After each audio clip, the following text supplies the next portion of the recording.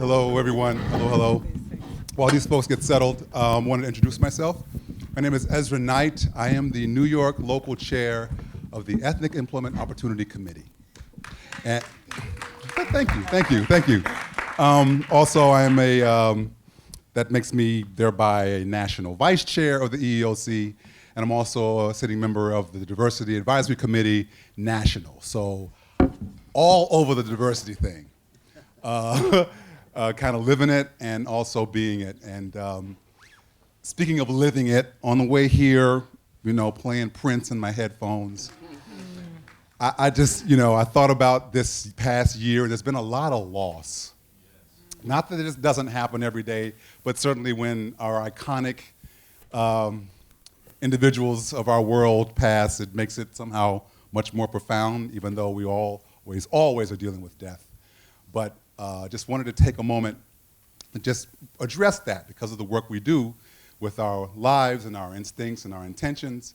It's all about our life energy and doing something positive and moving it forward, and how vital that is, because when one falls and one goes, it's missed. It should be missed. It's supposed to be missed, so that the work here, the words we speak, have a purpose and belong in this air, in this time. So I was thinking about that, having come back from LA a couple weeks ago for our national meeting, and in the room was the loss of Ken Howard, our SAG-AFTRA president, who oversaw the merger of these unions and was a fierce, even before that, was a fierce fighter for diversity specifically. It was a very, very important issue for him in his life and in the work that he did. And he carried that over, part of why we're here. And so I wanted to acknowledge that, just a moment to reflect on that and what that means to us going forward. And with that said, I just had a couple of thoughts about just saying something that he had said in a setup for this.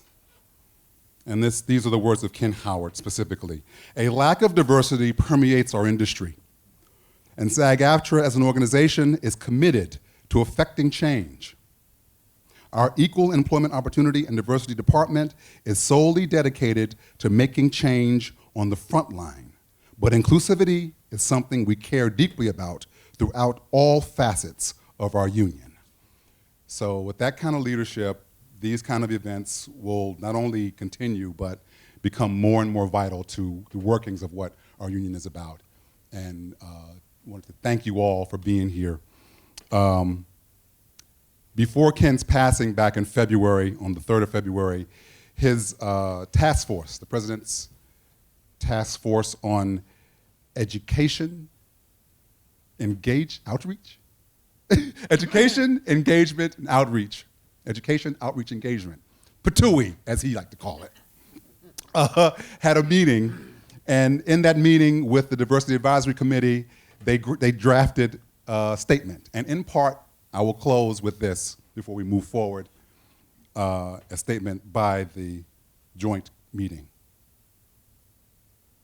"It is a founding principle and included in our union's mission statement that it is a core value of SAG-AFTRA that our strength is in our diversity. We are committed to the broadest employment and involvement of our members, regardless of race, national origin, ancestry, color, creed, religion, sex, marital status, sexual orientation, political affiliation, veteran status, gender identity or expression, age, or disability.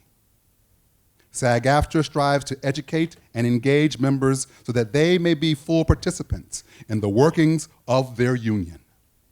We are proud to be a model of inclusion, democratic organization, and governance."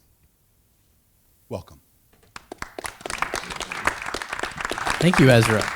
Thank you for that. Watch your step. Good man. Thank you. Thank you all for being here. I'm going to go through some quick introductions. We're going to dive right into the conversation as quickly as we can. Thanks for coming out on Monday night. Some tidbits here. If you're going to cross, try to duck underneath the camera because we are taping this for all of our members out there in the world and everybody else to gain what I kind of talking about as my master class. I've been doing this work for about 10 years. The people we're about to talk to tonight, this is going to be my education. I'm going to throw out some situations. I'm going to give them my best thinking about where we are, and they're going to tear it apart. They're actually going to poke reality-based holes in the things that I'm supposed to know about, which is diversity and entertainment. One thing, panelists to note, obviously talk to the audience, but there is a camera back there if you want to acknowledge the camera as we're speaking. We're here, as the title indicates, diversity lives in New York City. We had this amazing partner for tonight's event in the Museum of the Moving Image in this amazing space, spectacular. They actually have film projection here, which I don't think happens anywhere else on the planet anymore, but they actually know how to roll film. If anybody wants to still make film, they could do it here. We've had very enthusiastic partners when it comes to this, from Warrington Hudlin on the boards, Carl Levin, the executive director, David, Christina, Jeffrey, Jackson, Scott, the whole marketing team, Cynthia and Tomoko. It's been fantastic to get us here, so thank you to the museum for hosting us. And I'm not going to spend too long on this, but I think it's worthwhile just to make sure we have a productive conversation to define some terms and set a few ground rules here as we start talking. Ezra ran through all of what the union means by diversity, right? I'm going to back up even further from that list of protected groups, and I'm going to start with, and the panelists have agreed that they're going to push back if they don't agree with any of the premises that I throw out there, and so keep them honest on that as well. But what I'm going to throw out there is when we're talking about diversity, unless somebody says otherwise, and it may be that they're talking specifically about gender or disability or age or ethnicity, but let's assume that what we're talking about is diversity of thought, a diversity of perspective, of experience. When I preach the idea that the best rooms are the most diverse rooms, it's because of that diversity of perspective and experience. A homogeneous room of any kind, I think you keep getting the same answers thrown at the same problems, as opposed to a much more interesting, dynamic set of values and experiences, which oftentimes are informed by where one comes from or the color of one's skin or how old somebody is. But let's just assume that what we're talking about is something a bit broader than that, right? That we're talking about the importance of diverse stories and faces and voices because of the intrinsic value of those things, not because it checks a PC police box somewhere or has some kind of quota somewhere in it. But that's kind of where we're all starting from, I believe. Nobody's thrown anything at me yet, so we'll move on with that. Another thing along those lines is to recognize that we can't possibly cover every facet of that diversity conversation with even the extraordinary 6 people we have up here. Some person or perspective will be left out of this conversation, so get over it. We're here to talk to people who know how this stuff works because they have made it, they are making it, they are influencing directly the things that we all see on our screens every day and on our stages. So we are going to learn from them and realize, again, that this is all an individual endeavor, that we all come together in this mad collaborative environment to make something. And we're not ever going to be able, unless we had all day and dozens of people, to cover all the ground. We're going to get as much covered as we can, and I think we're going to get a lot done with the people who are here. So thank you for the indulgence. You've got cards if you want to write stuff down. We'll get to questions at the end. I'll try to keep the conversation moving. I'll collect the cards, and I'll try to synthesize those into something that seems somewhat cogent as part of the conversation, but you'll be the judge of that. Just out of curiosity, so these folks know who they're talking to, how many actors do we have in the room? Actors, performers? Thank you.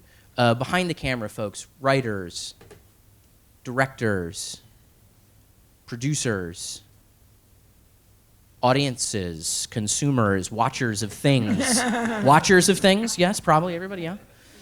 I think we saw a lot of hyphenates, right, pop up, which is what most people have to be these days, right? Not just any one thing, but you are an actor, writer, producer, director. So it's helpful for us to know that about who we're talking to.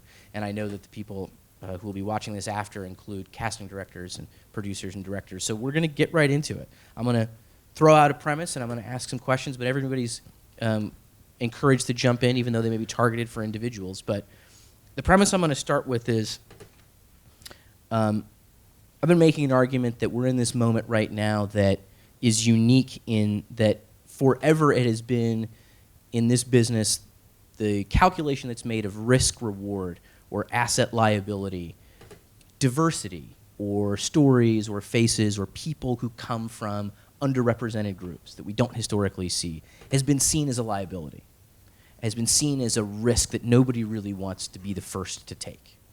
I think we're in a moment now where, because of things like ABC, who was bottom of the barrel in the ratings and threw the dice on a huge diversity slate, because I'm not sure they had much to lose, ended up coming up real big.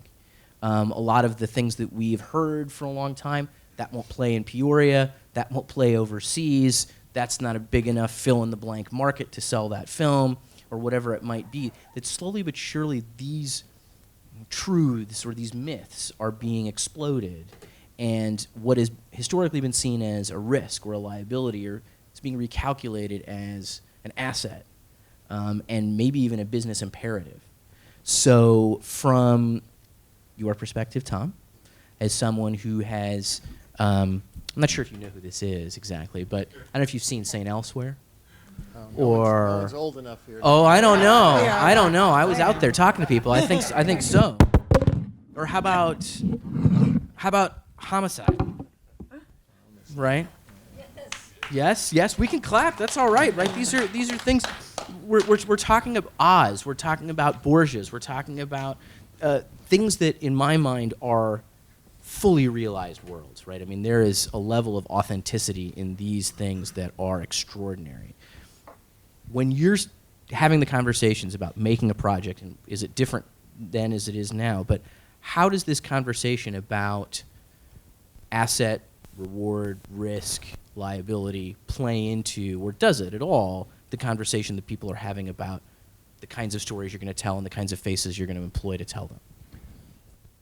I think that the thing you have to start with is that certainly the television business is sort of in the midst of a nervous breakdown because of the technology.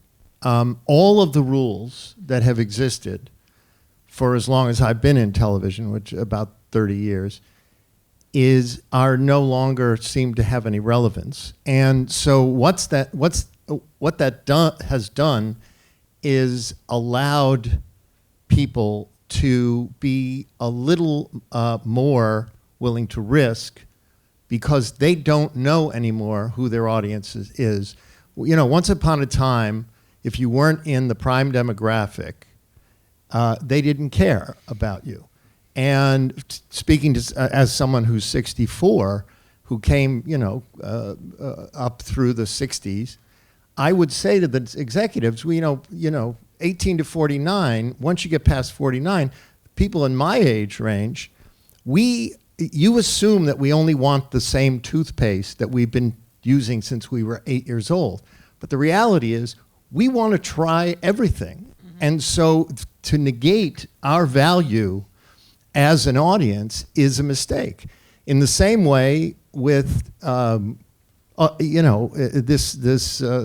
take a show like Empire, which has completely surprised them. And again, it's like Fox needed a hit too.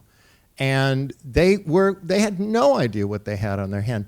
But now they're actually willing to say, we can have, African-American leads. We can have Latino leads. And that's a huge, huge change. But I think it has more to do with the fact that no one knows anymore anything about the business. Well, they probably never knew. But now, Right. Now they're more willing to admit it. And just follow up on that real quick. So when you're saying they're more willing to maybe look at these things, are you getting more of a demand, or do you find that they're looking for stories that they haven't before from some of these untapped sources? Well, yeah. I mean, one of the things that I'm working on right now is I'm not actually shooting it at this point, but is a series that will be set in Cuba during the 90s. Now, if you would, again, being somebody who grew up in the 60s, the Cuban Missile Crisis, if you had ever said to me that I would be shooting a television series in Havana, I would have said that's insane.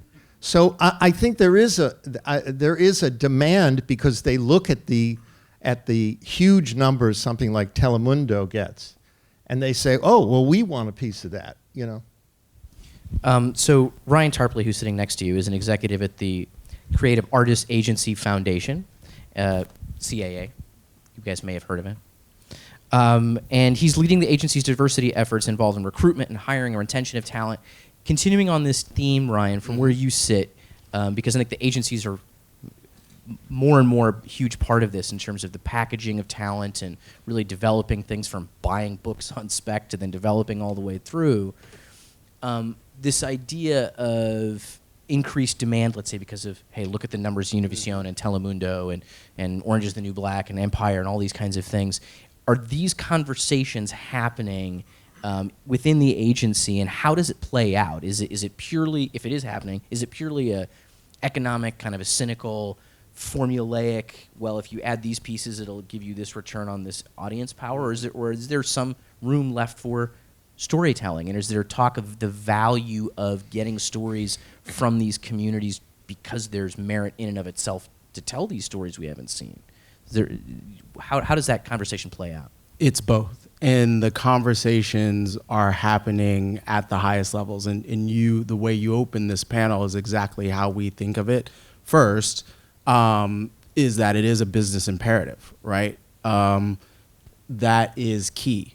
The second is that the stories that get told and the people who tell them are very, very important. And so those are the two mantras that drive the work that we do. And so it is very much about us liaising with networks and studios to help them see that.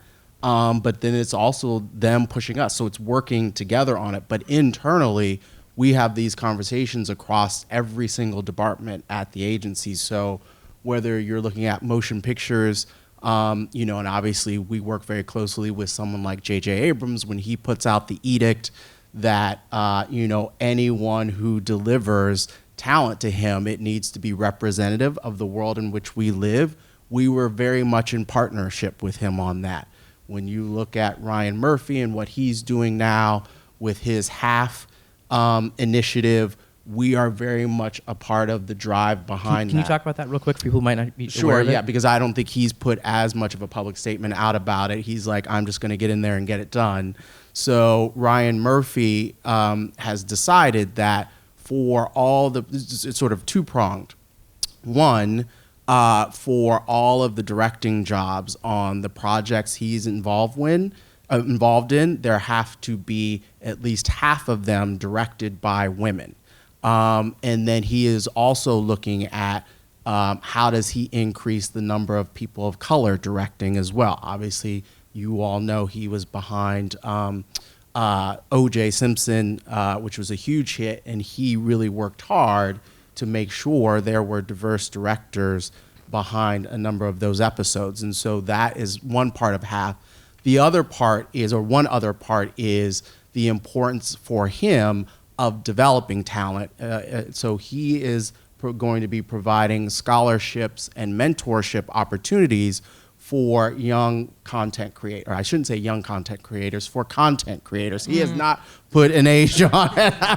He is looking for content creators whose voices may not have been heard traditionally, and providing the support and development for them. So though that is what his half initiative. So it is incredibly, incredibly important and something we take very seriously at the agency.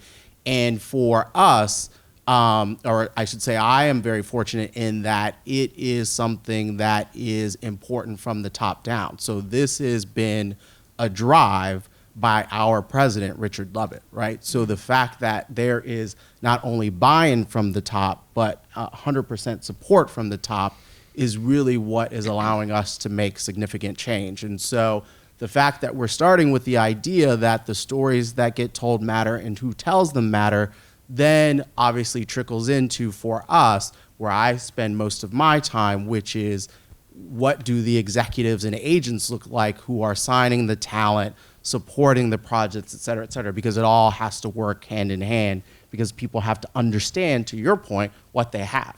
What is that story? Do you see what the value is in that? And I think you're exactly right.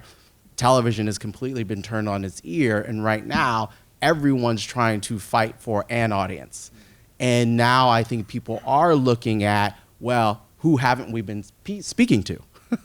And so everyone's looking for their version of Empire. Everyone's looking for their version of Blackish. Everyone's looking for, right, and so on and so on. And then you see the success of, Jennifer Lopez on television. So I definitely think there's much more opportunity now as well. I think one of the things that I'm picking up on is this idea. I think audiences are demanding this more and more, and I think that's translating into content creators and the gatekeepers and the greenlighters. Is this sort of demand for authenticity? Right now, that's going to be a very subjective thing as to one's person authentic versus another, but sort of how you go about ensuring your best shot at authenticity by bringing in diverse storytellers and diverse voices. To that end, Carolyn Parente, Senior Vice President at Sesame Workshop, she was just next door. She just came from shooting. They're still shooting. They're still shooting. I'm waiting for the magic text that tells me they've wrapped. That has not come through Well, yet. thank you for joining us. And I mean, I love the fact that you guys are still shooting because with their new deal with HBO, you guys get to make so much more than you have been able to the last few years. So along these lines of authenticity, look, I mean, as a kid, as a parent now, I grew up in California. I didn't know what New York City was, but when I landed here 15 years ago, I actually did. And it's because of the world that Sesame Street created was something authentic in some, of course, fanciful way, but it rang true. And the same thing can be said of a lot of things we've talked about so far. Right? American Horror Story, OJ American Crime, like these are kind of high melodramatic kinds of things. We've got Muppets. You may not think authenticity plays a part, but the premise I'm going to throw out, I'll see what the panelists have to say, is I believe that authenticity wins out. That people have so much choice now between what they can see that they can just leave the stuff that doesn't ring true to them, and they have been, and they're gravitating towards things that they find to ring true. So Carol Lynn, then I'll open it up to the rest who want to pick up on this, given Classical Theater of Harlem, given Maysoon, the work that you developed yourself, Lisa is a screenwriter, a television writer as well. You guys are creating worlds and are in the business of trying to create that level of authenticity. Do you find that audiences actually do gravitate towards those things? Do you find that you make a misstep with that authenticity and you can have people leave? Talk to us about how the authenticity plays into the worlds you create in Sesame Street. Well, I'm lucky to have grown up on Sesame Street, having been there 28 years this year. And I think Sesame Street in many ways was sort of a groundbreaking for that authenticity on television. In fact, Sonia Manzano, who plays Maria, used to talk about, seeing, having kids see her as the first representation often of a Latina as a role model that just didn't exist in media at the time. And when you talk about the history of Sesame, sort of being banned in its very first year in Mississippi just for having an integrated cast, it's sort of amazing to think about the environment and how we think we've changed, and then you look at the news and think, well, maybe not so much. You're doing something right if you get banned in Mississippi, I think. Sorry. So, what's interesting is that, and I think when it comes to authenticity, I mean, I grew up in that world where authenticity was very important in all respects, and we look at racial diversity, but also diversity of ability, and we've always had it sort of in all walks of the production. So not just in front of the camera, but behind the camera as well, which is even more important because that's where the story comes from. And everything in the end winds up being about story.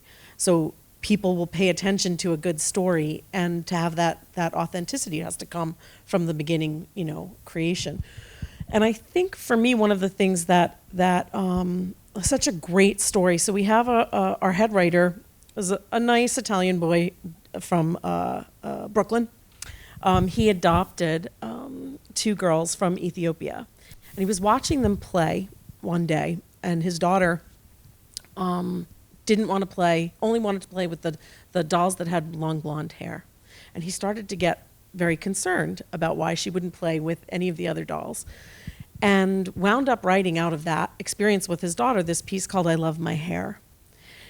And what was amazing is just a few years ago, we had such an outpouring. The piece went viral, and we knew it was a great piece. It was I could tell when we had the girls that work on the staff come down and watch us taping it. All of the African American girls in our production staff came down to watch the taping of it, and with tears in their eyes.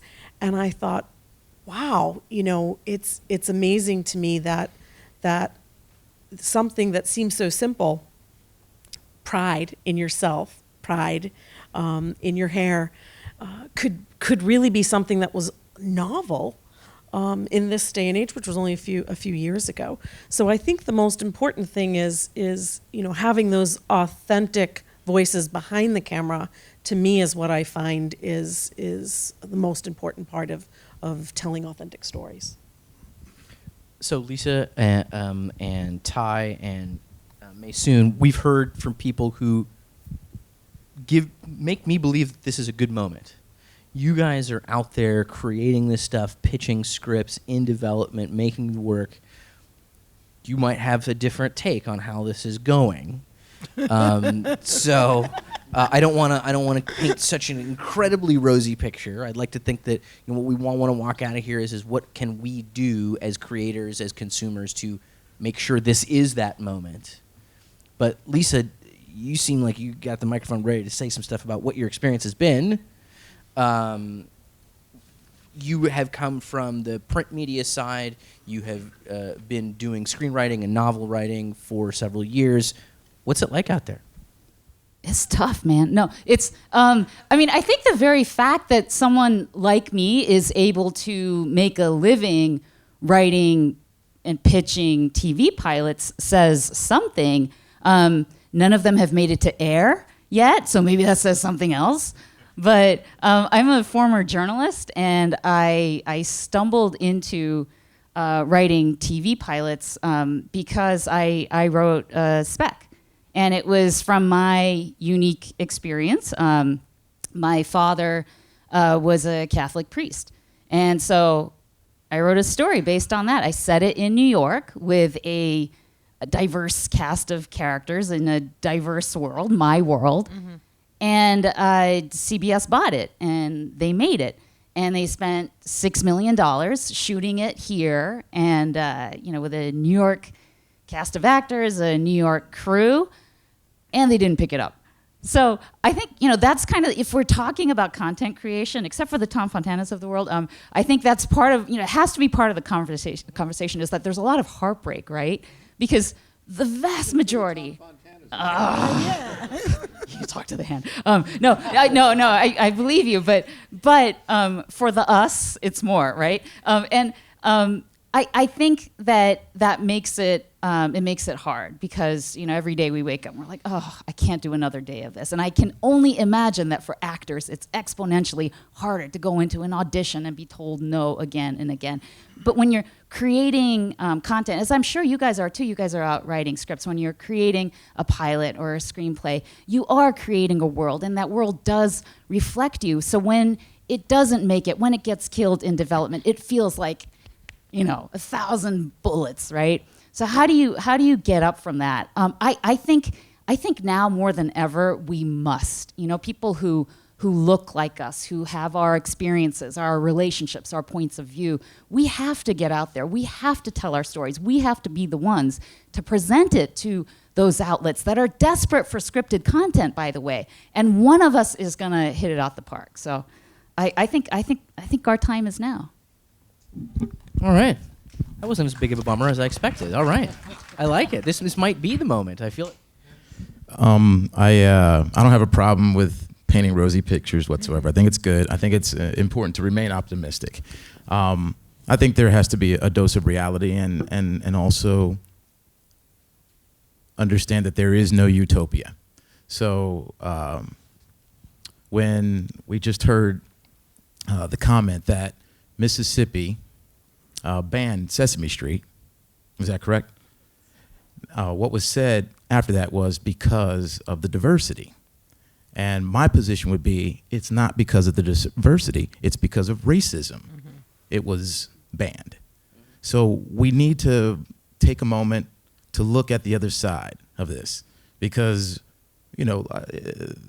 The room right here, this is what the 60s looked like when they were trying to fight for things like voting rights. This is what like Joe Pep said, a subway car looks like.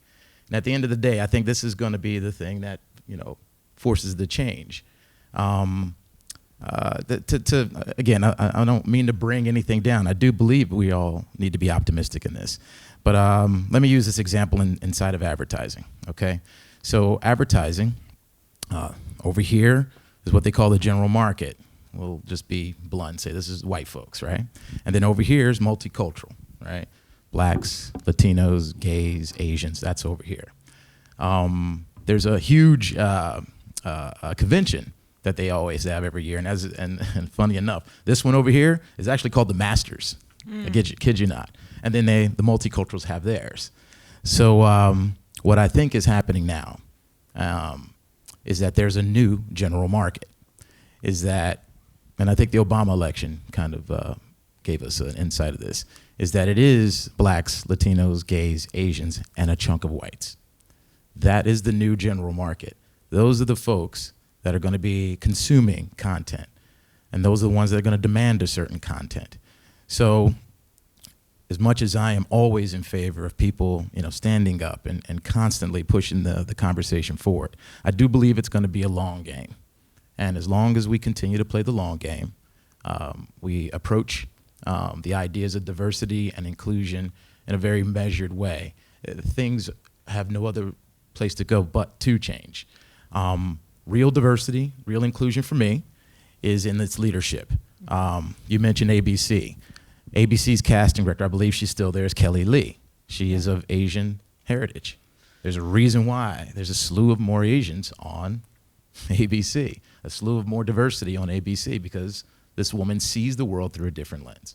So, I think in terms of the reality is that, do I believe that folks who run institutions, like I'll talk about theater, that are predominantly white and large, well-resourced, do I actually believe that those folks are going to displace themselves in the name of diversity or, equity? No, I don't.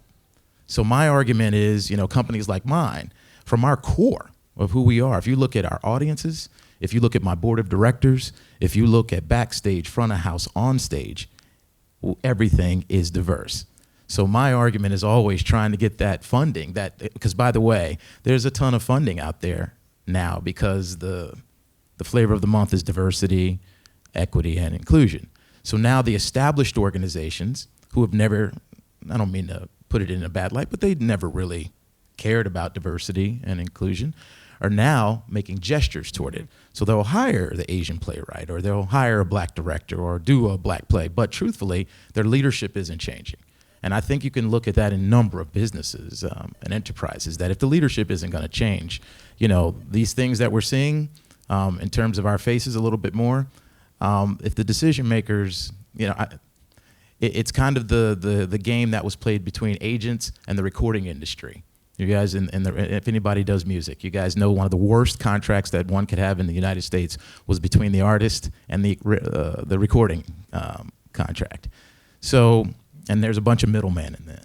And the truth is, the middlemen had no talent whatsoever. They just had the access. And that's what it was all about. Mm-hmm. So now, with the ubiquity of cable, people needing content, I think there are a lot more opportunities, but there still is no utopia. I think we just are going to have to engage, continue the conversation. I'm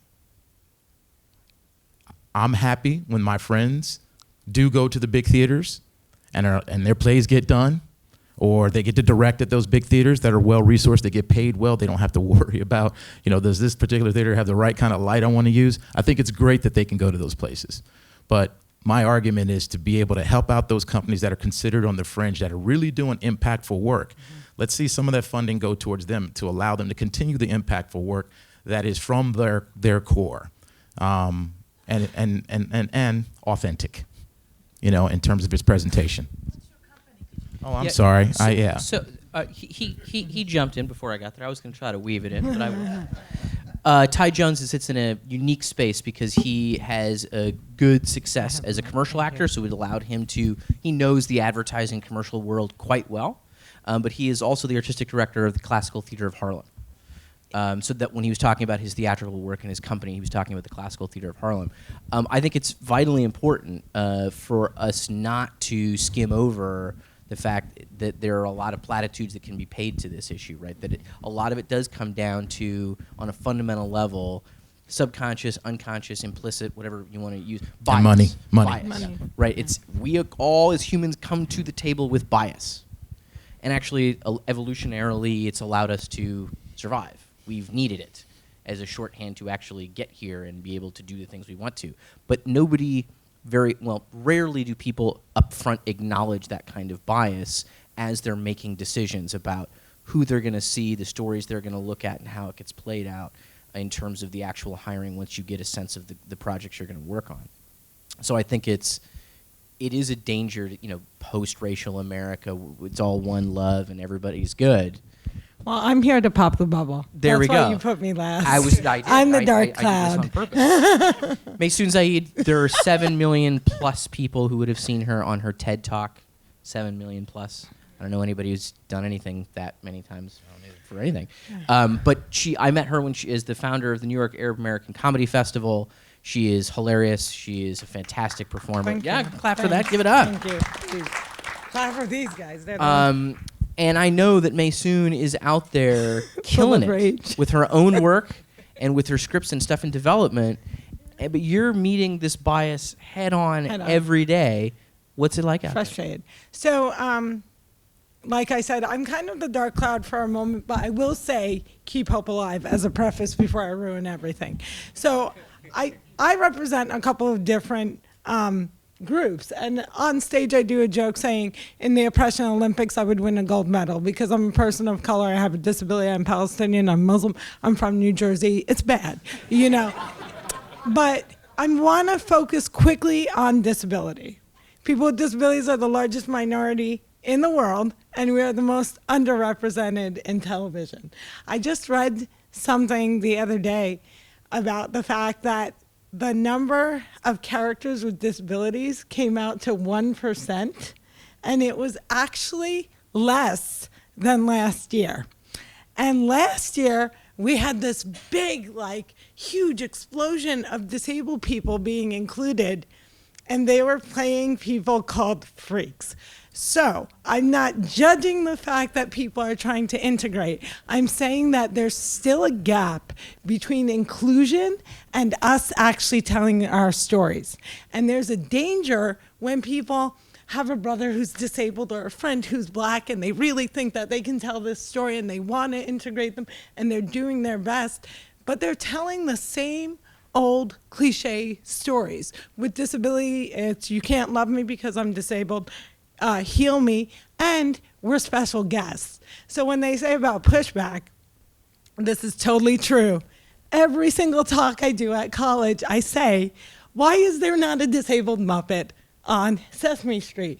Not a guest being hidden on the internet, but an Elmo-like, Rosita-like Muppet who we're seeing every single day.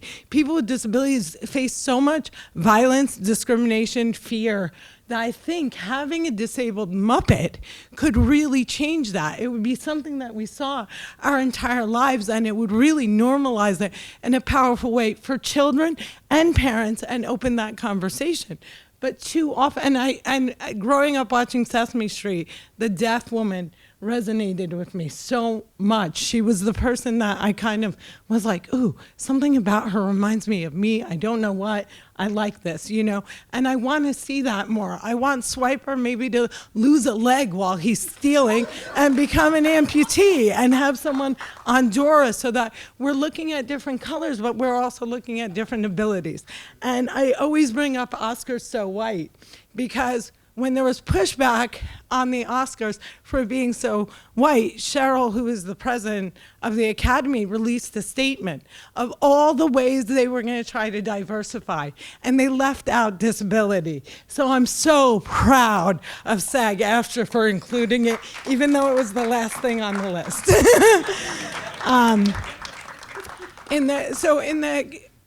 And then we talk about leadership and we talk about accessibility. If college programs teaching theater are not courting students with disability and are discouraging them from participating, because how are you going to be a lighting director when you're nonverbal? We're not going to get those people behind the scenes until we start integrating them into the programs, until we make auditions accessible, and until we stop looking at disability as a special guest and understand that it's a mainstream part of society that's being left out of the picture. So what I want to see is more of like the wacky best friend that just happens to have cerebral palsy, or the ex-wife who is blind, and not have it be the character is written to represent disability, but the character just happens to have a disability along with all the other things that are going on. For the Muslim thing and the Arab thing, the reason we started the New York Arab American Comedy Festival in 2003 was to push it back against the negative image of Arabs in media. So everything you saw about Arabs was violent. Any characters you saw in movies or television were like on 24 or Homeland or something like that. And what we wanted to do was remind people that Arabs were the forefathers of comedy and television. Danny Thomas, Vic Tayback, Kathy Najimy. And so we started this comedy festival and nobody wanted to touch us. It was 2 years post 9/11. Iraq had just started and they were like, nobody is gonna come and see an Arab show. One of the club owners took a risk on us. We sold out immediately. And for the past 13 years, every single New York Arab American Comedy Festival has sold out. And our audiences are not predominantly Arab. So what did we prove? We're money makers. The talent exists, and that diverse audience will go see us. There's an idea that if Latinos are on a show, only Latinos are going to watch it. No, if the content is good, everybody relates, everybody watches it.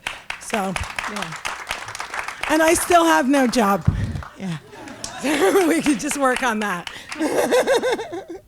Well, Carol, not to put you on the spot, but she brought up Sesame Street, and so there's this great character that was introduced this last year, Julie, who has autism. There's a whole big thing built around that. But I wonder, now that you have the opportunity to tell more, I mean, you guys were reduced down to 13 episodes a year or something like that, the last few, and now you're up to 30-some a year. 35, yeah. So does that freedom of greater amounts of content, are there conversations being had along these lines of what are the things that we still don't see that we might be able to bring into our world?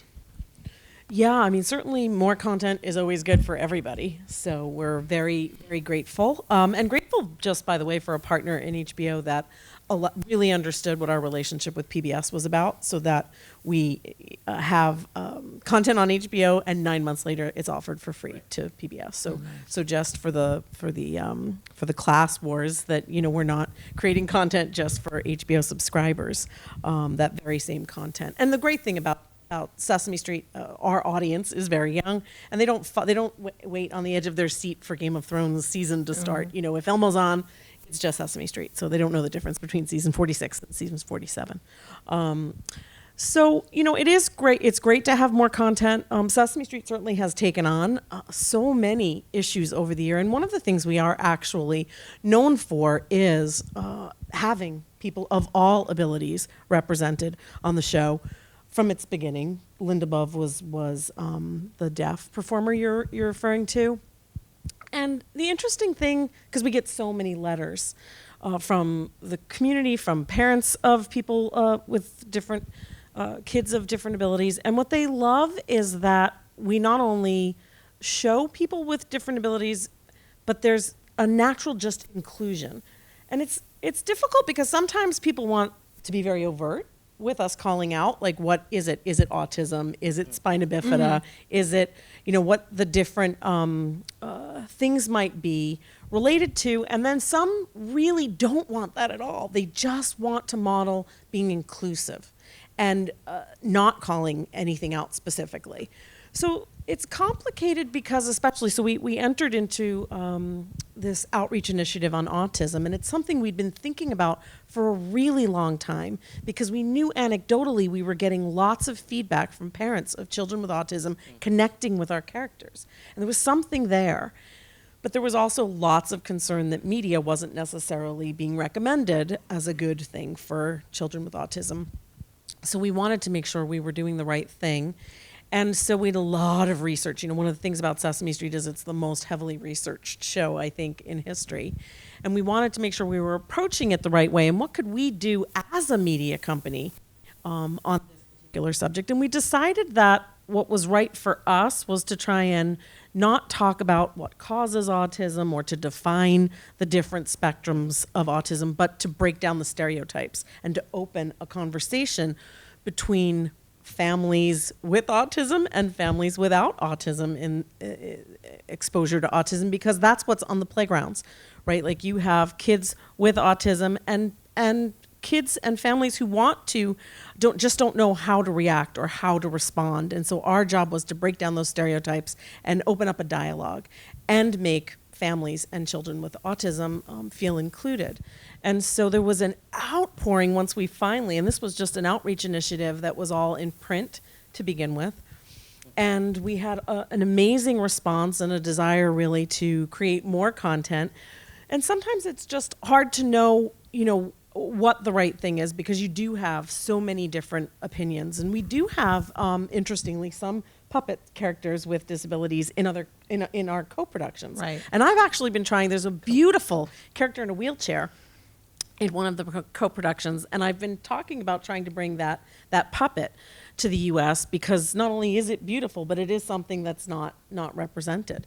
So I think there's certainly as much territory as we've covered, there's certainly more territory to cover, and I would love to see that happen. Just a quick question. After Julia was introduced, did you get feedback from the actually autistic community on Julia? And was it what you guys expected?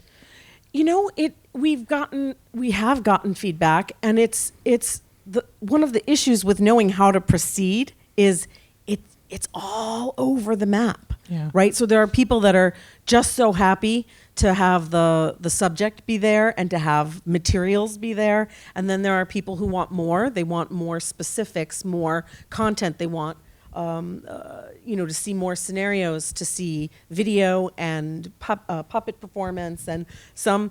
So what I learned was, as we're thinking this through, right, is that in a book form, the audience is bringing their experiences with autism to the character, and as soon as you manifest that character bring it to life in a puppet form, you're now making those behaviors, mannerisms concrete. And autism's so complicated because there's such a spectrum.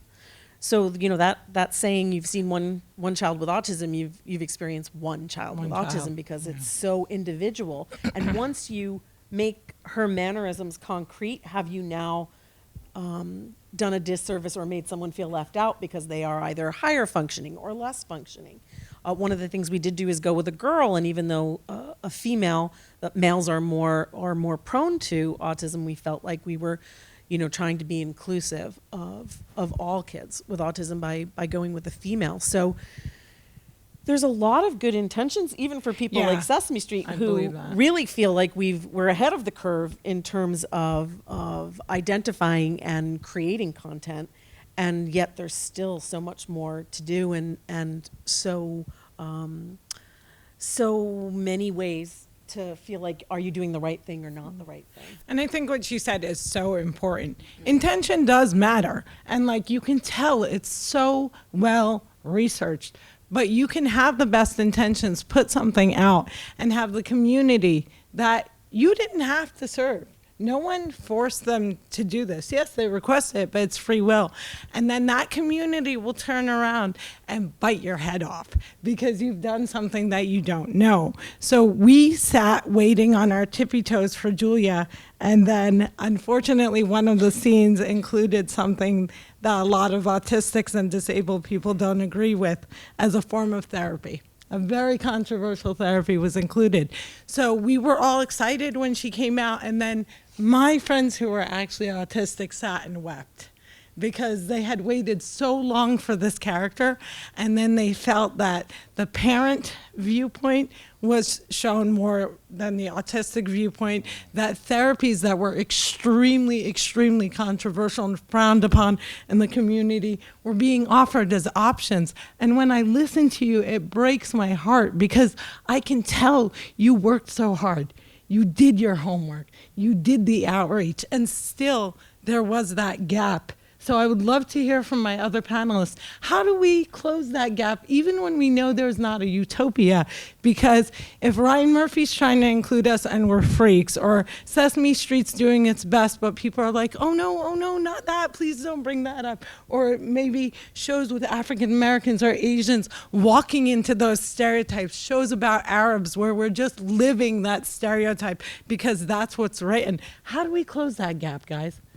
Well, And can women. I just say something? I think first of all, when you're the first, or you're going to get people who are unhappy with the way you do it, and people who are thrilled by the way you do it. We had an autistic character on St. Elsewhere, which is 1,000 years Yeah. ago, and we didn't know what we were doing. We just knew it was important to do it, and it was very scary because sometimes people yelled at us about it, and sometimes they said, we actually got some autism award finally, which made us go like, oh, I guess then we're okay at it. But you have to understand, you know this as a writer, anyone who's a writer, when you're going to write outside of what you actually are, you are putting yourself in danger of being criticized for it. And I remember when on St. Elsewhere, when Kim Miori's character, we all talked and with her and decided she was going to be bulimic, which again at the time was a new-ish thing. I was terrified to write it because I'm not Asian, I'm not a woman, and I'm not bulimic.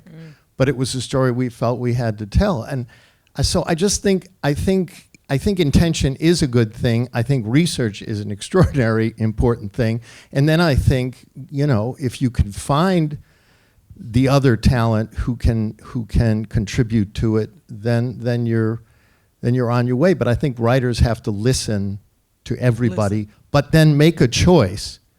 Do you know what I mean? We ultimately, because you can't please everyone any more than you can, have a 50 share on a Nielsen share. So it's a tricky. It at least opens the dialogue. Like even if we didn't do it well for the people you're referring to, it gives a platform for that to be discussed, and for that point of view, the press, certainly tons of coverage we had in the press, so it gives a chance for the dialogue to be open, which I think is at least a step in the right direction. Yeah, And I think that the danger is that, as Maysoon said, you can go about telling stories that we haven't seen before and creating content and get torched for it in social media and get blasted for it because of a misstep or because some group likes it and another group doesn't. A lot of times, and correct me if I'm wrong, but I tend to think that from the decision makers who are going to decide where to put their money and their energy next time, they might just decide not to, right? Because, well, I went down that road. I tried to tell that story. I didn't do it maybe in the exact right way from this community's perspective, but why on earth am I going to go down that road again just to get torched for it? I think that one of the things that audiences should recognize is that it's very easy to go after things negatively, especially now with the instant, live tweet and, kill a show on its pilot night. But you should also recognize the power in showing people what's good, showing people where you want more, communicating to the content creators and the advertisers and everybody else in a way you've never had before about, hey, I love the fact that you tried this. Let me explain to you why it is you may want to think about it differently. Here's some resources, some experts, some consultants, a different point of view. So it gives people maybe some permission and a little leeway to think, well, okay, we're going to get it better next time, as opposed to, there's not going to be a next time because I'm not going to go down that road again if I'm going to get my head taken off. Adam, I have the answer. It's for Carolyn to hire Maysoon for the an writer's actual room. autistic. Yeah. Thank you. Yeah, I'm down. I'll do it. I told Mr. Bernstein I was ready to consult too. I wanted to ask, Lisa, if you can hang on to the microphone, and actually, Tom, I want to ask, along these lines of how to go about doing this, there seem to be kind of two different ways to do it. There's the way of, hey, I'm going to have kind of an open casting. I'm going to have a hospital. I'm going to have a precinct. I'm going to have an environment. I'm going to make it the half rule, or I'm going to make it a demand of my company to see the folks that actually walk around this planet, and I want a diverse group of people in. And from there, once I get someone, I can maybe then write, okay, there's a South Asian woman in this role. I'm not going to ignore that. I'm going to, now that we know that's who that is, we're going to write to that, and we're going to play with the character.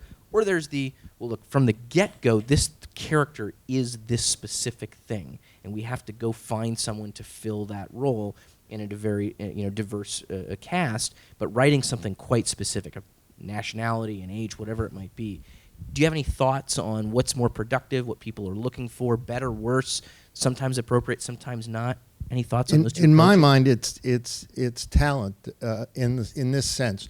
When we were doing Homicide, we had a character, Lieutenant Girardello, who was the commander of the unit, the Homicide unit.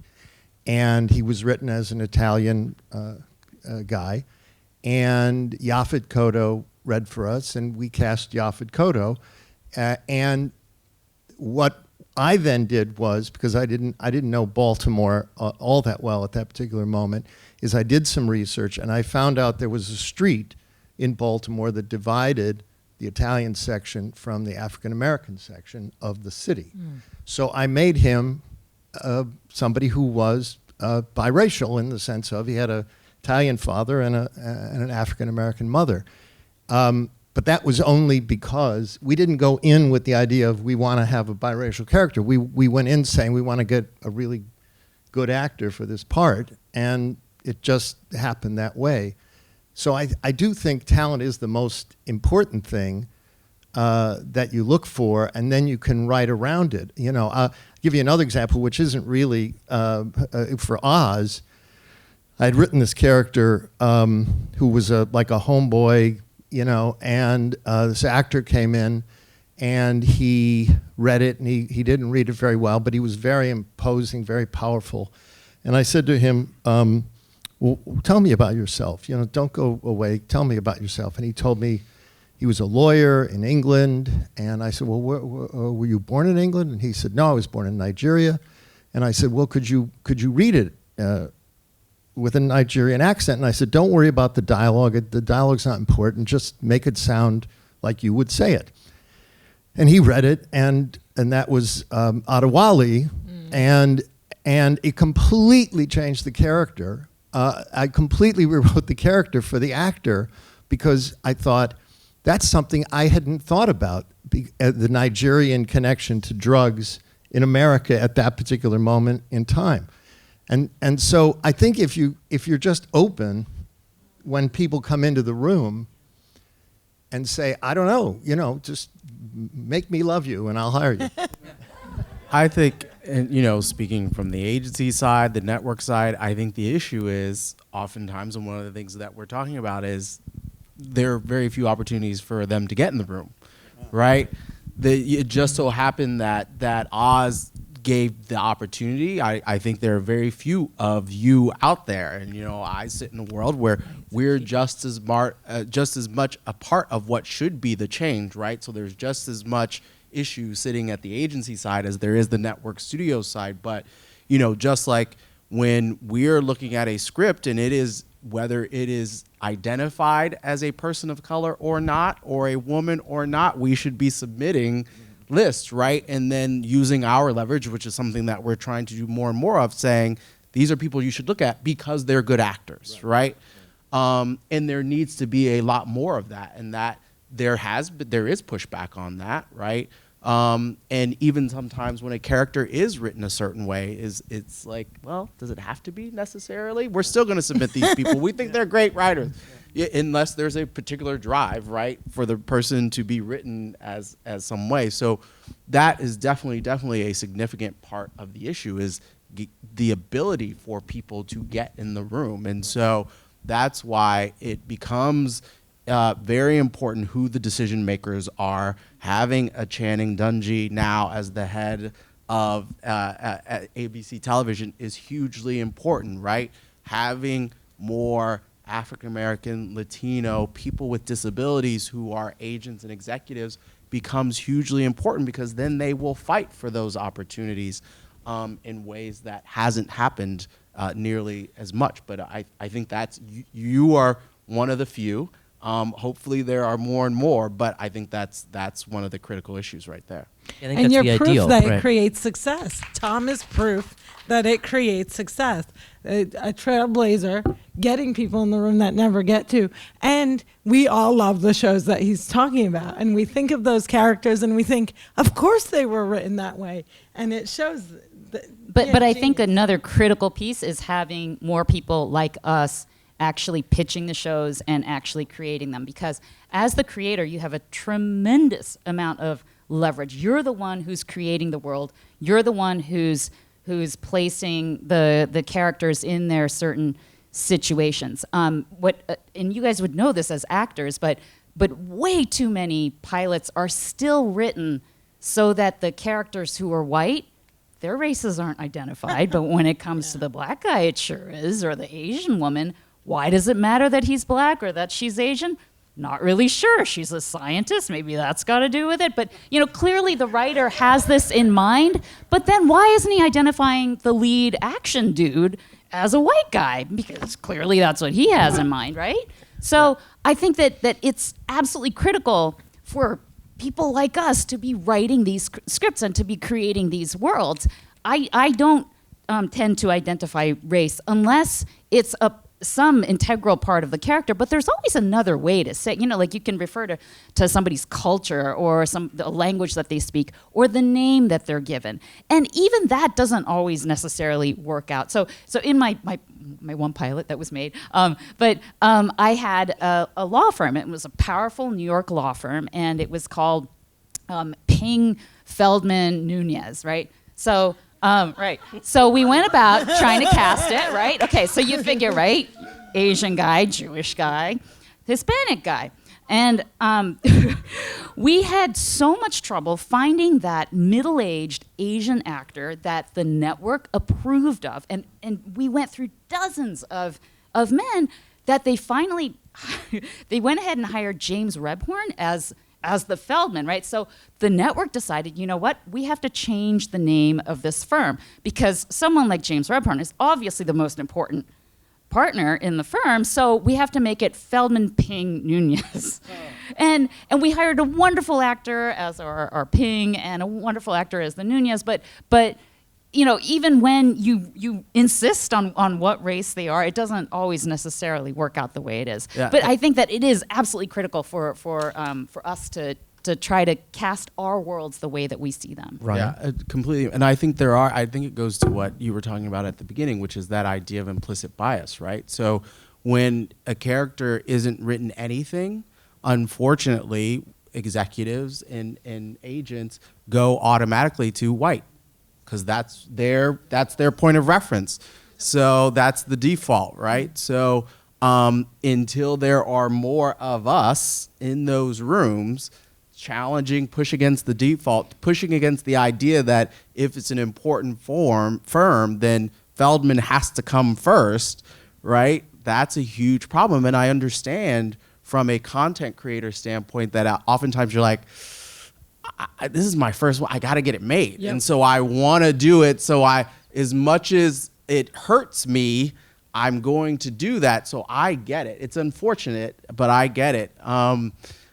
Hopefully, there'll become a time when we don't have to do that, but it's hard. It's a challenge. And so that's the work that we have to do. That's the work that I'm trying to do from where I sit, right? So anyway. I'm going to ask a couple more questions up here, but if you have any note cards, if you want to pass them to the ends of the aisle, someone will grab them from you. But Ty, I wanted to ask you, kind of picking up on the fact that you have a interesting seat into what I think is, cynically perhaps, but the most diverse landscape that we find on our screens, I often find, are the commercials, right? And I tend to think that is because they're just the closest to the consumer money. I mean, nobody knows the spending power and the audiences and all that, who's watching whatever, and the dollars and the eyeballs better than the advertisers and the ad agencies. They just do. And then you back out from there with television and how close they are in cable and things, and you get all the way to the world to feature films where it's almost its own bubble in terms of what they're connected to or not. So you have an opportunity to see these breakdowns and go out to these commercial auditions and seeing the change from what the definition of mainstream or general market used to be and kind of what it is now. One, is it purely cynical, dollar-driven from what you've seen on the commercial end of things? Or are there people actually trying to tell some 30-second, 60-second stories that are kind of meaningful in the commercial world, which I think we've seen more of on the Cheerios commercials and the other things that are going on, Honeygrams. But I want to know, kind of interestingly, from that observation that you find there, how, if at all, does that affect the choices you make when trying to decide from a programming standpoint, what is it that I'm going to give this community in Harlem? What is it that I'm going to create for myself? Who is I'm going to let into these rooms to actually make these decisions? Because you're on one hand an employee going in and just trying to make the money and get the job and see what comes down. But then on the other hand, you're actually making decisions about what people get a chance to see. I'm interested to hear if those things have anything to do with one another. Yeah, they do. Personally speaking, so because of, I do a little bit of commercials, voiceovers, a little bit of TV, a little bit of film, and that allows me to do the theater that I want to do. So that, for personally, that's how they're related. I do not invest emotionally in these commercials. I go. Fortunately, I've had some success in it, and I have 3 young children, and we're able to make a living. I'm able to make a living. I'm the sole breadwinner. But yeah, I'm always chasing for a job, always. But this is nobody forced me to be an actor, so I'm crystal clear. With the job I have to do. In terms of theater, so I got my master's in fine arts and classical theater from the University of Delaware.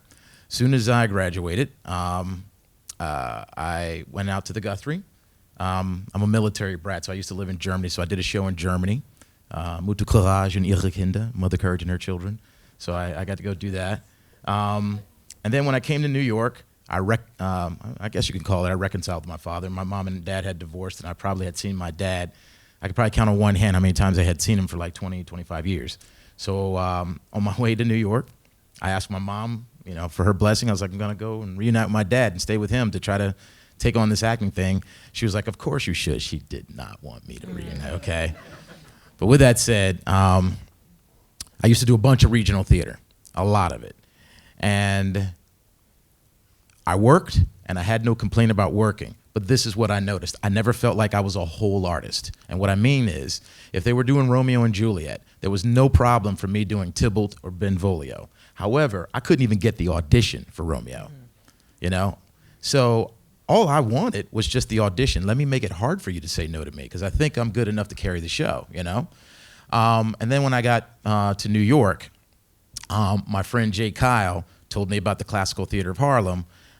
Very community-based. It was at Harlem School of the Arts. I did The Blacks by Jean Genet. I ended up winning an Obie Award for the production, and that's kind of how I became connected with the Classical Theater of Harlem. With that said, it was the first time I felt like a whole artist. I could do, Shakespeare, Ibsen, Chekhov, Shaw, Congreve, Sheridan, and I can play the kinds of roles that in regional theater, I never would have an opportunity to play. So that is one of the reasons why, one of the core behind why I believed Classical Theater of Harlem had to remain alive when the financial crisis hit and we almost had to close our doors. So I took over in 2009. With that said, I felt, and to be painfully honest, that the reason why I wasn't able to play Henry in regional or Romeo was because I was black. That's just the truth of it. That's how I felt. But it wasn't a complaint. I just wanted to figure out, how do I change that? And it was through Classical Theater of Harlem that I felt like I was being the change that I wanted it to be. Now, mind you, there were some challenges, financial. When 2009 hit, it exposed us financially. Our leadership was abysmal. I took over and I said, look, we need to be a first-class organization organizationally, and we need to be a first-class organization in terms of our productions. It's a tough thing to do because the economics of theater are very, very difficult. So in my world, what I want to do is create a theater, or at least the template for other people to create theaters, to create a middle class of theaters. Because the other side of this whole thing is us, right? A lot of us get into this business and we don't really know why. We want to be famous, which is okay if that's what you want to pursue. But maybe there's another pursuit in being in joining this endeavor. But in doing so, I think, my opinion only, that we need to unplug ourselves from the superlatives that are created for us. So we think that if you win an Oscar, that right there sort of defines you, or an Obie, or a Tony. And it's hard to tell an actor, especially one coming out of school, that, you know what, maybe it isn't about that. And maybe what it is that our profession is about being of service to people. When I went to an old folks home, a senior center, I should probably say. Sorry. Shoot me. I know, I'm in trouble. I'm not running for office. I'm not running for office. So, listen to this guy over here. What'd you say about giving him the hand earlier? But, and, you know, for an hour, you know, I did some dramatic interpretation of some Shakespeare, and some of the folks came up to me and they were like, I forgot about my pain for the last hour because you were here. You know, there's something to be said for that. But unfortunately, the way theater is run, thank you, the way theater is run, it's very data-driven, you know? So I play that game. You know, we have a show that's outdoors. We're trying to create Uptown Shakespeare in the Park. If there's a possibility of 15,000 people seeing our show, well, that's 15,000 people. That's foot traffic to local businesses. So I play that game as well, too. I want to do great art, and then I need to have an economic argument behind it. So, you know, corporations will give us money and things along those lines. But still, what happens with the corporations and philanthropers is that they want to use brand association. So they want to be able to go back to their bosses and say, hey, we just gave several $100,000 to the Apollo, which is great, love the Apollo, or to an established organization or one that already has a high profile. So they don't do the legwork to come to organizations like us, who I believe are really having a tremendous impact. So though it's, like I said, there's always something coming up. And in the television field, I believe because, you know, there's so much content that's needed right now because of, like I said earlier, the ubiquity of cable. Maybe even as actors, again, I think it's worth the conversation. Maybe there's sort of a middle-class world of even TV that I know we want to be on network TV because there's a lot of money to be made. Right, Tom? I'm just But what, you know, I'm a recurring role right now on a show called Power. And no, I don't make the kind of checks as I, you know, would if I was on a network show. But let me tell you, it's a great place to work. You know, it does pay a bill or two here. And I am not unhappy, you know. And I don't feel like I'm necessarily as part of the rat race, you know. So again, I think we've got to kind of look at ourselves and how we approach it. That maybe, you know, being on the cover of People magazine and maybe all those things that seem so sexy to be a part of, maybe they're not so sexy. But it's hard for me to talk to young entrepreneurial actors out there and to say, you know what, the worst place to come to is New York City, because you're not going to make a living. The likelihood, at least, of you making a living in theater is slim to none, unless you're going to be on Broadway. Mm-hmm. Broadway is the only place that pays theater-wise to afford New York City. So maybe you should go to places like Chicago or Austin or Minneapolis, where you can work in theater and you're not going to be rich, probably not going to be famous, but you'll be consistently working. But we need to have that across the United States because not-for-profits are closing all the time. So that's what I mean by creating a middle class of theaters and being okay with producing within a certain capacity. But that's hard for people to plug themselves into. They always want to get bigger. They always want to, you know, go for that. And that's a challenge and a constant conversation I'm having within my community. I didn't really speak much about commercials. But, you know, I'm glad that they're there, but I think that landscape is changing dramatically. So, you know. Well, as everyone said this up here, right? Yeah. Change is just the thing. I mean, it's not coming, it's now. We're in the midst of it. I mean, everybody's trying to figure out how this thing works, from the new relationship with Sesame Street has with HBO to, you know, Tom's doing fiction and nonfiction all over the lot in different venues. We've got theater, I mean, this is, there's no one answer for this. Some of these questions in here, but you brought it up, and so I'd be curious to know if anybody else has any thoughts on it. One of the questions, or a couple of the questions in here, had to do with this idea of data. You mentioned about bringing the argument right with you. I think that the foundation for a lot of this is this implicit subconscious bias that you have to kind of get past to have anybody hear any of the rest of it about, you know, and not be defensive about it. But a lot of it is as a writer, actor, as a producer, director, as someone who's trying to make their way and pitch their project or self-distribute or fundraise or whatever it might be, you have to be able to speak the language of, this is my viewer, this is my target audience, these are the kinds of numbers that we can do, this is the demographic I'm hitting, here's the buying power. How, at least, again, the premise that I'm throwing out there is that this is something that is compelling to people when deciding amongst various things to put their money into or their time. How has the changing demographics of our country, the economics of some projects that have met with some commercial success recently, how has that changed the conversation in the rooms that you're in terms of there's actually, it's not just a guess, there's hard numbers to talk to us about what we're seeing, what we're not, and what the impact is? I've been talking a lot, but can I say one real quick about that?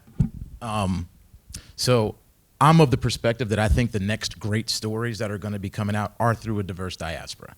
And I've said this for a while, and we have a reading series that is dedicated to that. But if you look at some of the most high-profile, talked-about pieces in theater especially, they're all through a diverse diaspora. If you think about it, and I hate to use the example of Hamilton, but it is a great example. But, Familiar was just done. What was that other denied play? Eclipse? Yeah. Eclipse. This is what I think is going to be tomorrow's content through some sort of diverse. Now, who's going to be the one that has the access to put that on, to profit from it? That's kind of where I'm going, is that I want to be able to see folks, great, I see it, I see the plays being done, I see this stuff on TV, but the folks that make it happen, do they look the same? Are they having that same, is the shift happening over there as well? And I know we've already talked about that, but that is one of the things I think I'm crystal clear about. All the next great content is going to be looking like this room. And I'm just hoping that, in terms of those who can actually find a way to profit from that, it is a business that we're in, look like this room as well too. Do you have a time frame on that content in our lifetime? I did say earlier that we got to play the long game. I do. I can say that in the pitching rounds, the network pitching schedule is always like in September, right? That's when each network hears about 400 pitches from writers, and out of which they'll buy about 60, and this is per network, right? In the past 5 years that I've been doing this, I can tell you that I almost never see people who look like me. I'm almost always the only not a white dude in the space, and I hope that changes. But I know that when I'm in a pitch room, my worlds, my stories reflect my world, and I emphasize that. And I found, I was just thinking about this, like the past two pitches that I've sold to network, I led with something about the American dream. Because, I'm Asian, I'm a woman, I'm an immigrant. Like all those things should be strikes against me, right? In Hollywood. You've heard, Hollywood loves Asian women. They don't. But, so those things should be strikes against me. But when I'm in the room, I find that they work in my favor. They help buttress my story, my credibility telling that story. Now, when those stories actually make it to air, I think that's when we'll see the tide changing. But I do think that it starts with more people looking like us actually getting in those rooms. Yeah, forcing the issue. You got to show up, right? I mean, you can't just expect the people in these rooms, as Ryan said, to give it up, right? Are they gonna give it up for somebody else? Probably not. Why would they? But they buy it. But it's not. I think that it's right. It's not a. It's not an either or. I think that it's an additive thing. There's so much more stuff that people can consume and make and distribute to audiences. I don't think that it shouldn't be anymore the calculation of now that person's going to take my job or take my opportunity. This is more opportunities. I mean, if you look at just the issue of parity and compensation, let's say. If everyone actually, this is a win-win for everybody, right? I mean, the agents who are getting commissions on this stuff would make more money if their women clients made as much as their male clients did across the board. This isn't something that would be detrimental. It's just a matter of people have to draw a line in the sand. So are these conversations actually compelling to people behind the scenes that you're having? I mean, Tom or Ryan or Carolyn, I mean, when you're deciding about this writer or that writer or this storyline or this project, do you find that this is something that people look to now as something that is truly an asset, as it sounds like Lisa has found and as we're hoping is the case? Yes, for sure. And I believe I started this conversation with, that idea of it being a business imperative, right? There's a lot of... How is that talked about? Like in terms of economic gain from it, or just this is good PR for us, or what is the imperative? Money. The almighty dollar. Right? That's what people listen to. That's what network execs and studio execs listen to. That's what agents by nature. Sure, agents love good talent and want to work with good talent, but they also want their talent to be working. And there's a lot of and it's about showing that there is opportunity out there for women and talent of color to be working and making money, and there's opportunities. People want to hear those stories. So with the changing nature of the demographics of this country and obviously the world, we want to see stories and hear stories that reflect our experiences. And so I think part of the issue has been when there has been something that wasn't as commercially successful, a television show or a movie, there has been that fear of, we tried it. One shot and you're right. You can't fail Whereas, more than once. The white guy who had the show or was the lead of a movie, he gets opportunity after opportunity. Yeah, they get to fail over and over and over again. And it's the same on the executive side, right? So you then also tend to have executives who are executives of color and women who are cautious as well, because they're trying to keep their jobs. So it is a delicate balance, but I think it's one that is turning. We're playing the long game. It's one that's turning, but it becomes the economics do matter. And being able to tell that story or show that there is money to be made by telling great stories that reflect diverse experiences is compelling. But don't you think that the reason for that is the explosion of outlets, particularly in cable, right? And digital, right? Sure, and digital. And streaming too. I mean, you talked about Powers, stars, right? And Tom's new show set in Cuba, stars. Again, Netflix, everything. There is such a gaping maw, I think, for content that what we writers are told who develop, what we're told right now is that when we take ideas out to cable, it has to be an idea they've never heard before, that they've never seen before. And more those ideas, I think, are gonna have to reach beyond the comfortable confines of the kind of programming that people have seen in America. And so, but I think that cable is, and for actors too, I think that's where all of us are going to find our boats, rising together. And to piggyback that, like the power of being able to be seen because we can create our own content online. As Adam mentioned, the TED Talk is 11 million, not 7 million, but whatever. And whatever. No, but 11. But I was told. I looked at it last week.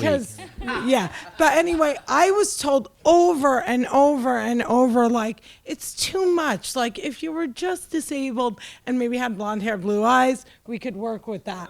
But being disabled and being brown and being an angry Jersey girl, it's too much. And what the TED Talk did was it showed that people did want to listen. It showed that the audience was out there, that they were diverse and that they were global, because we're no longer just attracting an American audience. We're trying to attract the global audience, so you can use that to your advantage to show it. And just because I really love everyone sitting on the panel with me, I want to say I love Sesame Street, and It's Not Easy Being Green was my theme song as the only brown girl in Cliffside Park. So I do applaud you for opening the door, and let's work together and take it forward for the long game. No, no, go ahead. Sorry. Or do you want me to interrupt you? I mean, okay. I maybe I want to put this out there just to stir up the conversation a bit. Is there any feeling that we're working so hard to please the dominant culture, to have them say, "Can't you see that you should accept us"? I always feel like that we're working so hard to do that. So and what I want so much is to get to that, and I don't know when it's going to be. Who knows? You know, I usually sort of cringe when it's like we're going to get there one day, but I don't know where the hell there is. You know what I mean? But there's something about, I guess, us owning ourselves. You know, our own bodies, our own thoughts, our own minds, and creating our content in such a way where we, you know what, it's got to be okay that we don't get on NBC, and you can still have access to other places. You know what I mean? Because there's still that part of me that's constantly sort of struggling with this idea that I have to sort of shift and change myself to make them feel comfortable. You know, and I don't know if you guys have that experience. I realize it may be a bit rhetorical, and I have the microphone, so I'm going to just answer what I think is going on. And I think that actually right now is what's happening is people are deciding not to do that. I think that there is so much content out there that we've talked about. You know, Orange is the New Black, I don't think was made for any mainstream audience. I think that was made because there was a story to be told, and they just told it. I think that audiences, the quote-unquote mainstream, find their way to it. This idea that, and Maysoon brought it up, this idea that somehow there isn't a large enough fill-in-the-blank audience for that fill-in-the-blank film, right? That's not the way it works, right? We all want to see things outside of our own selves, right? Of course, we want to see ourselves reflected. We want to see that we belong. If you don't see it, you can't be it. But I think so much of, I mean, I liked Oz. I don't know anything about that world, right? The people who are watching that show aren't formerly incarcerated or currently incarcerated people. I think that it's people who are trying to find a way into worlds they don't know. So I think that the more specific people can be about their experience in their world that we have not seen before, I tend to think that's what is really capturing people and audiences are the ones that are saying, and we'll leave network television aside because by the time you have to get through all this stuff, by the time that what we see, who knows what that started as, right? But in terms of the content that people are really, user-generated stuff, reality TV, streaming, all the rest of it, I tend to think independent film, I tend to think that a lot of it is because people are refusing to buy into this thing that we have bought into for a long time. Can I just say one thing? I'm not much of a data guy in the sense of when I go into pitch, I just say I have this idea and it may suck. I don't know. I can't. If it helps you, then let's do it. And if it doesn't, I'll get away from you. But the thing I think you have to remember is that places like Stars aren't looking for the kind of audience size that CBS is looking for. All of these cable networks and these streaming networks all are looking for such relatively small number of people. What they're looking for is an audience that is passionate about it, and if you can make enough noise with a very small audience, they will respond to that, and that's the stuff we talk about. We don't talk about the did you watch CSI Toledo last night? Because who cares about that? But we will talk about Orange is the New Black or Game of Thrones or something, because even though it's a small audience, people are engaged by it. The people who are engaged by it are passionate about it. And the people who watch, and I'm not pissing on CSI, I'm sure they're lovely people, but the people who watch CSI want to just sleep in the chair. They don't actually want to get up, but they just want to sleep in the chair. So anyway, I'm sorry. I love a good nap. I'm not going to lie. So we're going to wrap it up here. I want to give people an opportunity. What I think that, because a lot of these are along the same lines, which is, we've talked a lot about the long game and some kind of heady things that have delved into some real practical realities that people face. What I think people are looking for is a gem, right? A little word of wisdom for today, for when they leave here, when they're redoing their script for the umpteenth time, when they're walking into that audition room again to get judged, when they're deciding whether or not to continue to be in this business, or they're trying to decide where they're going to spend their money and what they're going to watch and how they're going to communicate with this industry as a consumer, as a professional. Either success stories or something that went down in flames that you learned from is there a practical piece of information that you could pass on to somebody that you would have liked somebody to tell you 5 years ago, so that you could actually start making that impact today, so that hopefully we don't. Tom, how long have you been having these conversations? I don't want to have these conversations anymore, right? None of us do. We want to all. I should be putting myself out of a job. So how do we let these people and the audience at home understand what they can do proactively as a professional or as an audience member today? The one piece of advice I would give to actors is don't go in to get the job. I know that's sort of a bizarre thing to say, but just go in and be you and be the best that you know you are. And if you get the job, great. And if you don't, you know, there's hopefully another job. You'll get the good job, the job you want. But if you go in wanting the job, I think it diminishes slightly your beauty, if you know what I mean. I'm not being very articulate, but anyway, that's my piece of advice. I think mine would be to build on what Ty was sharing earlier. Because of the proliferation of distribution outlets, you know, my piece of advice sitting on the agency side is to don't let anybody stop you from creating. It can live on, you know, it could be a TED Talk. It could, you know, you can put your own stuff out there. And you should, as creators. And people who sit in my world are looking at, like, just like the world of television is changing, the world of agency representation is changing, and where we're looking for people and how we're finding them is changing. So we have a whole team now at CA, for example, who spends their days looking at the internet to see where there's talent, because they're not just going to the theater. They're not just going to college campuses and checking out programs and who's graduating. There is a whole team that is looking at what's going on the internet, what's next, what are people talking about. So get out there and create and just put it out there. You know, I would just go back to the authenticity. You don't need to be a writer to have a narrative. You know what your narrative is. I know we don't do a lot of human casting on Sesame Street, a little bit of human casting, and we actually call them humans. So they're humans, puppeteers and humans.